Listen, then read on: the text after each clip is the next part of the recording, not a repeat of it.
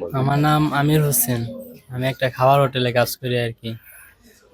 জুলাই জুলাই আর কি জুলাই মাসে 19 তারিখ আমি সকাল 8টা বাজে কাজে গেছি। বিকাল 3টার দিকে আর কি বাসায় ফিরতেছিলাম।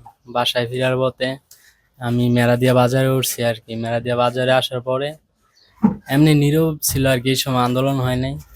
আসার পরে হঠাৎ করে আর কি গুল্লি মুল্লি শব্দ আসতেছিল। দুই সাইডে পুলিশ বিজিবি গুলি করতে করতে আসতেছিল আর কি। তারপর পাশে একটা বিল্ডিং ছিল। তারপর আমি ওই বিল্ডিং এ উঠে যাই আর কি, ভয় আর কি, যে রাস্তায় থাকলে আমি গুলি খেতে পারি। তারপর বিল্ডিং এ ওঠার পরে দোতলায় উঠেছিলাম কিছুক্ষণ আর কি।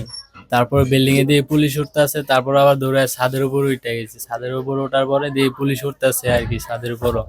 তারপরে একটা লড দিয়ে আর কি নামতে চাইছিলাম, যে নেচে নামবো, কিন্তু কার নামতে পারি না। এই লড়ে ধরে আমি ঝুলাছিলাম। পুলিশ তিনজন পুলিশ আর কি ছাদের উপর উঠছিল। তিনজন ওঠার পরে একজন গুলি করতেছে, একজন গুলি করা শেষ হয়েছে, আবার আরেকজন গুলি করা করছে আর কি। দুইজন মিলে 6টা গুলি করছে দুই পায়ে।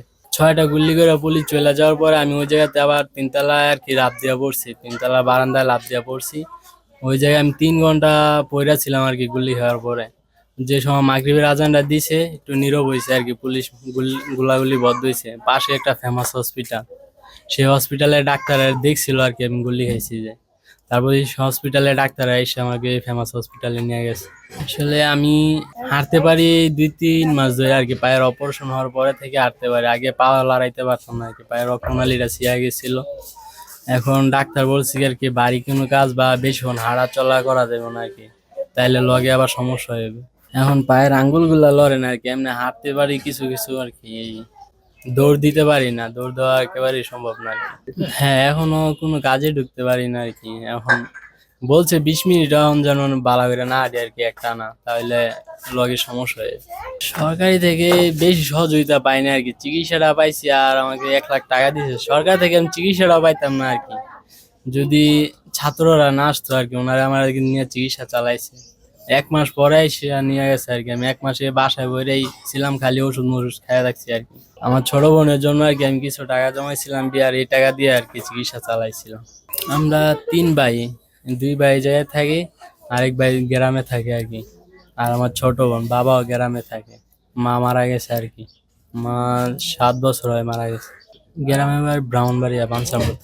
এখানে জিনিসটা হচ্ছে, আমরা যে স্বাধীনতাটা অর্জন করেছি, এই স্বাধীনতা অর্জনের পিছনে প্রথমত যাদের হাত ছিল, যাদের কারণে আমরা স্বাধীনতা পেয়েছি, যারা আহত ছিল, যারা নিহত পরিবার রয়েছে, যারা শহীদ হয়েছে আমাদের, এই যে যারা রয়েছে তাদের জন্যই কিন্তু আমরা এই স্বাধীনতাটা পেয়েছি। যদি আমরা তাদেরকে ভুলে যাই, তাদের সাথে যদি আমাদের আনন্দটা ভাগ করতে না পারি, তাহলে তো আমাদের এই স্বাধীনতার কোনো মর্মই থাকে না। আমাদের এই স্বাধীনতার মর্ম যেটা রয়েছে, সেই মর্মটাকে আরো শক্ত করতে, তাদের সাথে দেশ গঠনের জন্য, আমাদের এগিয়ে যাওয়ার জন্য, কারণ তারাই আমাদের দেশ গঠনের মূল হাতিয়ার।